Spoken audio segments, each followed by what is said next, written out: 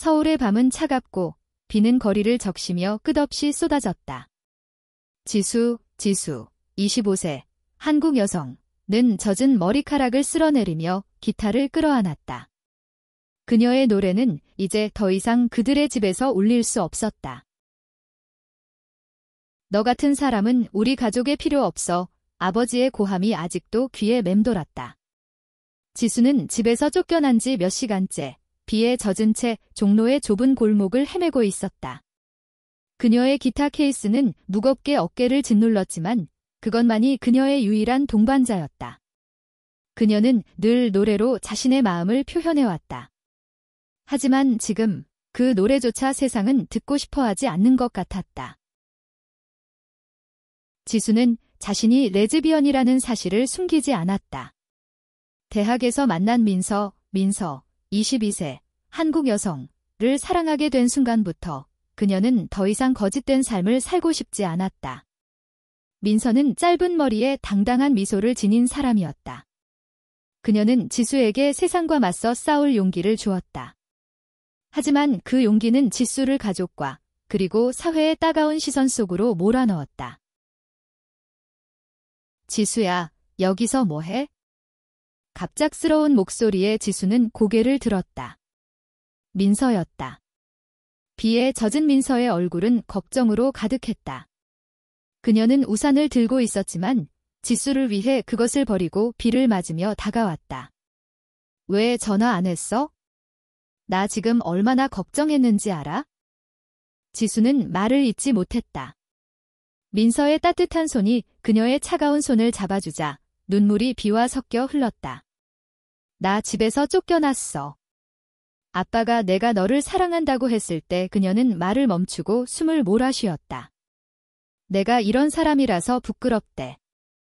민서의 눈빛이 흔들렸다. 그녀는 지수를 끌어안으며 말했다. 너는 부끄러울 게 없어.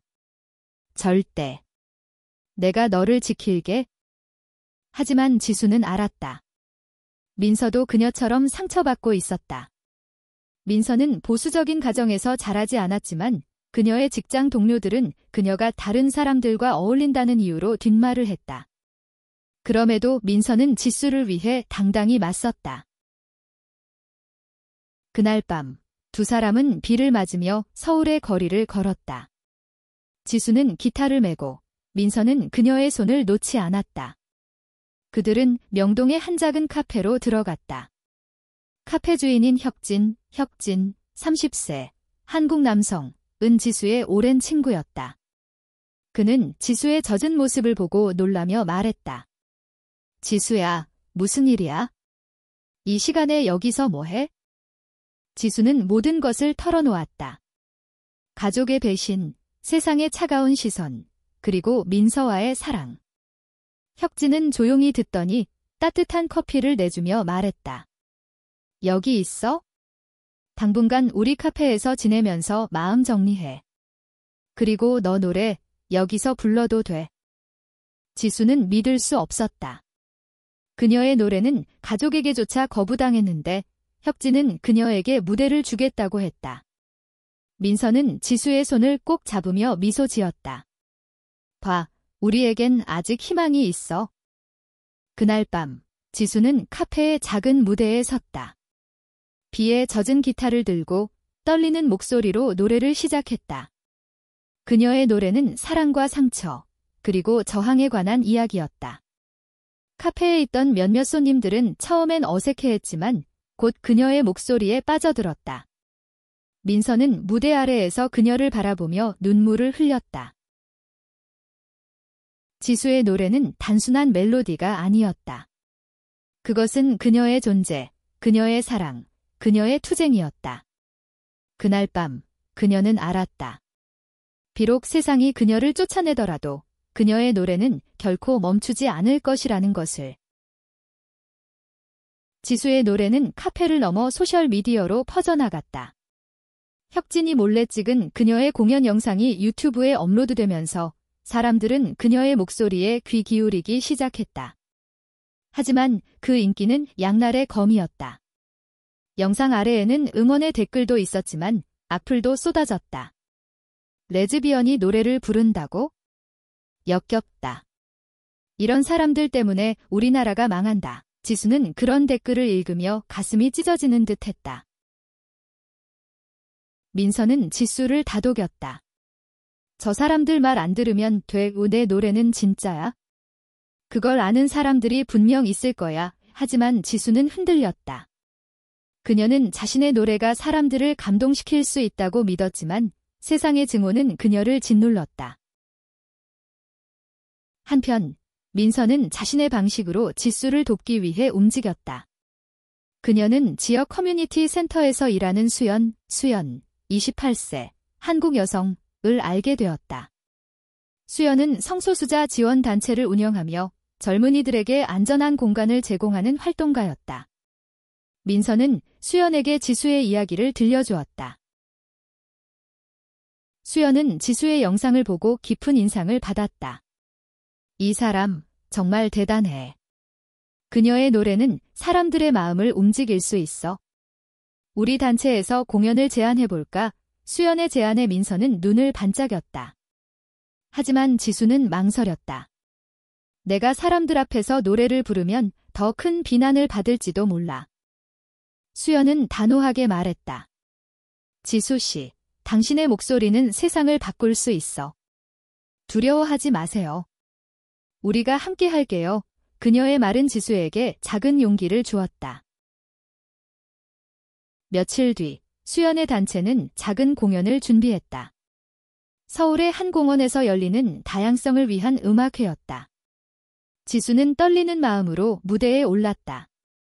관객은 많지 않았지만 그들의 눈빛은 따뜻했다. 지수는 기타를 튕기며 노래를 시작했다. 그녀의 목소리는 바람을 타고 공원 전체를 채웠다. 공연이 끝난 후 한 소녀가 지수에게 다가왔다. 저 언니 노래 듣고 용기 얻었어요. 저도 언니처럼 사랑하고 싶어요. 소녀의 눈에는 눈물이 맺혀 있었다. 지수는 그녀를 끌어안으며 말했다. 넌 혼자가 아니야? 우리 함께 싸우자. 하지만 그날 밤 공연 영상이 다시 퍼지면서 새로운 논란이 터졌다. 한 보수단체가 지수의 공연을 비난하며 그녀를 사회적 해악이라 불렀다. 심지어 그녀의 집 주소가 온라인에 유출되었다. 민서는 분노했고 지수는 두려움에 떨었다. 이제 어쩌지? 지수는 민서에게 물었다. 민서는 단호하게 말했다. 우린 멈추지 않아. 내 노래가 세상을 바꿀 때까지. 지수와 민서는 수연의 도움으로 안전한 장소로 옮겼다. 수연의 단체는 지수에게 임시 거처를 제공했고 민서는 그녀와 함께 머물렀다. 하지만 온라인상의 공격은 멈추지 않았다. 지수의 노래가 화제가 될수록 그녀를 향한 증오도 커졌다. 한편 지수의 노래는 뜻밖의 사람들에게도 닿았다. 은비, 40세, 한국 여성, 한 방송국의 PD였다. 그녀는 지수의 영상을 우연히 보고 깊은 감동을 받았다. 은비는 성소수자 이슈에 관심이 많았지만 방송국 내 보수적인 분위기 때문에 이를 공개적으로 다루지 못했다. 은비는 지수와 연락을 시도했다. 그녀는 지수에게 말했다. 당신의 이야기는 세상에 알려질 가치가 있어요. 저희 프로그램에서 당신을 인터뷰하고 싶어요. 지수는 망설였다. 방송에 나가면 더 큰 논란이 될 터였다. 하지만 민서와 수연의 격려로 그녀는 용기를 냈다. 인터뷰 날, 지수는 떨리는 마음으로 스튜디오에 들어섰다. 은비는 그녀를 따뜻하게 맞이하며 말했다. 그냥 당신의 이야기를 들려주세요. 진심은 통할 거예요. 지수는 카메라 앞에서 자신의 이야기를 털어놓았다. 가족에게 버림받은 순간, 민서와의 사랑, 그리고 노래를 통해 세상에 외치고 싶은 메시지. 그녀의 목소리는 떨렸지만 진심이 담겨 있었다. 방송이 나간 후 반응은 극과 극이었다. 일부는 그녀를 응원했지만 다른 이들은 그녀를 비난했다. 그런 와중에 지수의 노래는 점점 더 많은 사람들에게 퍼졌다. 한 대학교 동아리에서 그녀의 노래를 커버했고 소셜미디어에서는 지수 노래 해시태그가 유행하기 시작했다. 하지만 그와 동시에 그녀를 향한 위협도 커졌다. 누군가 지수에 거쳐 근처에서 그녀를 기다리고 있다는 소식이 들려왔다. 민서는 지수를 지키기 위해 밤을 새웠다. 내가 너를 잃으면 안 돼. 민서는 지수의 손을 잡으며 말했다. 지수는 민서의 눈을 보며 다짐했다. 나도 너를 지킬게. 그리고 내 노래로 세상을 바꿀게. 지수의 방송은 한국 전역에 파장을 일으켰다. 그녀의 노래와 이야기는 성소수자 커뮤니티뿐만 아니라 더 넓은 대중에게도 영향을 미쳤다. 하지만 그만큼 반발도 거셌다. 한 극우 단체가 지수의 공연을 방해하겠다고 선언했고 그녀의 안전은 점점 더 위협받았다. 수연은 지수를 보호하기 위해 단체의 네트워크를 동원했다. 그녀는 지수와 민서를 지방으로 옮기기로 결정했다. 강원도의 한 작은 마을에 있는 안전가옥으로 그곳에서 지수는 잠시 숨을 돌릴 수 있었다. 강원도의 밤은 서울과 달리 고요했다. 지수는 민서와 함께 별이 빛나는 하늘 아래 앉아 기타를 튕겼다. 여기선 아무도 우리를 판단하지 않아, 민서가 말했다. 지수는 미소 지으며 대답했다. 하지만 우린 여기서만 살 수 없잖아. 언젠간 돌아가야 해. 그때 은비로부터 연락이 왔다. 그녀는 지수의 이야기를 다큐멘터리로 만들고 싶다고 했다. 당신의 노래는 사람들의 마음을 바꿀 수 있어요. 이건 단순한 방송이 아니에요. 운동이에요. 지수는 고민했다. 다큐멘터리는 그녀의 삶을 더 많은 사람들에게 노출시킬 터였다. 하지만 그것은 또한 그녀의 메시지를 더 크게 퍼뜨릴 기회였다.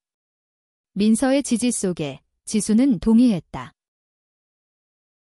촬영은 강원도에서 시작되었다. 은비는 지수의 일상, 그녀의 노래, 그리고 민서와의 사랑을 카메라에 담았다. 지수는 처음으로 자신의 연약한 모습을 공개적으로 드러냈다. 저는 그냥 사랑하고 싶었어요. 그런데 왜 그게 이렇게 어려운 걸까요? 그녀의 눈물은 카메라를 통해 전국으로 전달되었다. 다큐멘터리 제작 중 지수는 새로운 노래를 썼다. 비에 젖은 노래라는 제목의 이 곡은 그녀의 고통과 희망을 담고 있었다. 그녀는 이 노래를 다큐멘터리의 주제가로 사용하기로 했다. 하지만 촬영이 진행될수록 위협은 가까워졌다. 누군가 지수의 행적을 쫓고 있다는 소문이 돌았다.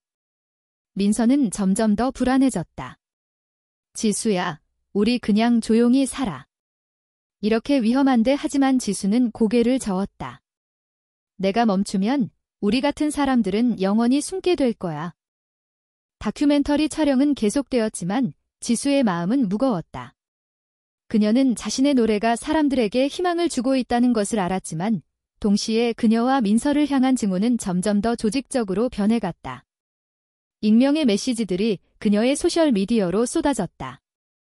너 같은 사람은 사라져야 해. 내 노래는 죄악이야.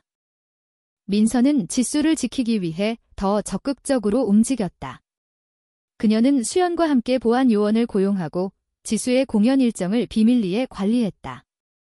하지만 지수는 점점 지쳐갔다. 내가 노래를 부를수록 더 많은 사람들이 우리를 미워해. 그녀는 민서에게 말했다. 그때 뜻밖의 지원이 도착했다. 지수의 다큐멘터리 예고편이 공개되자 해외의 성소수자 단체들이 그녀를 응원하기 시작했다. 일본, 미국, 그리고 유럽의 활동가들이 지수의 노래를 공유하며 그녀를 지지했다. 한 일본 활동가, 유키, 35세, 일본 여성은 지수에게 직접 연락해 말했다. 당신의 용기는 우리 모두에게 영감을 줘요. 포기하지 마세요. 지수는 유키의 말에 힘을 얻었다. 그녀는 민서와 함께 서울로 돌아가기로 결심했다. 우리가 여기서 멈추면 그들의 승리야. 난 계속 노래할 거야. 서울로 돌아온 지수는 더 큰 무대에 섰다. 수연의 단체와 은비의 방송국이 공동 주최한 대규모 콘서트였다. 이 콘서트는 성소수자 인권을 위한 행사로 수천 명의 사람들이 모였다. 지수는 떨리는 마음으로 무대에 올랐다. 그녀의 노래 비에 젖은 노래는 관객들의 가슴을 울렸다. 하지만 공연 중 한 무리의 시위대가 행사장 밖에서 소란을 피웠다. 그들은 지수를 비난하는 플래카드를 들고 고함을 질렀다. 공연은 중단될 위기에 처했다. 하지만 지수는 멈추지 않았다. 그녀는 마이크를 잡고 말했다. 저는 여기서 노래할 거예요. 여러분이 저를 미워하더라도 저는 사랑을 믿어요. 그 순간 관객들은 일제히 박수를 치며 그녀를 응원했다. 지수의 목소리는 시위대의 소음을 압도했다. 민서는 무대 아래에서 그녀를 바라보며 눈물을 흘렸다. 콘서트는 성공적으로 끝났지만 지수의 싸움은 끝나지 않았다. 다큐멘터리가 방송되면서 그녀의 이야기는 전국적으로 화제가 되었다. 많은 이들이 그녀의 용기에 감동했지만 여전히 그녀를 비난하는 목소리도 컸다. 지수는 민서와 함께 새로운 삶을 시작했다. 그들은 서울 외곽의 작은 아파트를 얻어 함께 살기 시작했다. 하지만 그들의 일상은 평화롭지 않았다. 누군가 그들의 집 근처에 위협적인 편지를 보냈다. 민서는 지수를 설득해 경찰에 신고했지만 경찰은 증거가 부족하다며 사건을 가볍게 넘겼다. 그런 가운데 지수의 노래는 국경을 넘어 퍼졌다. 그녀의 다큐멘터리는 국제영화제에서 상영되었고 그녀는 해외로 초청받았다. 지수는 민서와 함께 일본으로 날아갔다. 그곳에서 그녀는 유키와 다른 활동가들을 만났다. 그들은 지수를 따뜻하게 환영하며 말했다. 당신은 우리 모두의 영웅이에요. 지수는 그 말에 눈물을 흘렸다. 그녀는 자신이 단순히 노래를 부르는 것 이상을 하고 있다는 것을 깨달았다. 그녀의 노래는 사람들에게 용기를 주고 세상을 바꾸고 있었다. 하지만 한국으로 돌아온 지수는 새로운 도전에 직면했다. 한 대형 방송국이 그녀의 다큐멘터리를 비판하며 그녀를 사회적 분열을 일으키는 인물로 낙인 찍었다. 지수는 좌절했지만 민서와 수연, 그리고 그녀의 팬들은 그녀를 지지했다. 수연은 지수에게 새로운 제안을 했다. 우리 전국 투어 공연을 해보는 거 어때? 내 노래를 더 많은 사람들에게 들려주자. 지수는 망설였지만 민서의 미소를 보고 결심했다. 좋아, 해보자. 투어는 부산에서 시작되었다. 지수는 부산의 해변 근처 공연장에서 노래를 불렀다. 그녀의 목소리는 바다를 배경으로 울려 퍼졌다. 관객들은 그녀의 노래에 빠져들었고 많은 이들이 눈물을 흘렸다. 전국 투어는 지수의 삶을 완전히 바꿨다. 그녀는 부산, 대구, 광주, 제주를 돌며 수만 명의 사람들에게 자신의 이야기를 들려주었다. 그녀의 노래는 단순한 음악이 아니었다. 그것은 사랑과 저항, 그리고 희망의 메시지였다. 투어의 마지막 공연은 서울에서 열렸다. 한강공원에 마련된 대규모 무대에서 지수는 수천 명의 관객 앞에 섰다. 그녀는 민서를 무대로 초대했다. 이 노래는 우리 모두를 위한 거예요. 지수는 말했다. 사랑은 죄가 아니에요. 우리 모두는 사랑받을 자격이 있어요. 그녀의 노래가 끝났을 때 관객들은 기립박수를 보냈다. 민서는 지수의 손을 잡고 눈물을 흘렸다. 그 순간 지수는 알았다. 그녀가 쫓겨난 그 비 오는 밤부터 그녀의 노래는 세상을 바꿨다.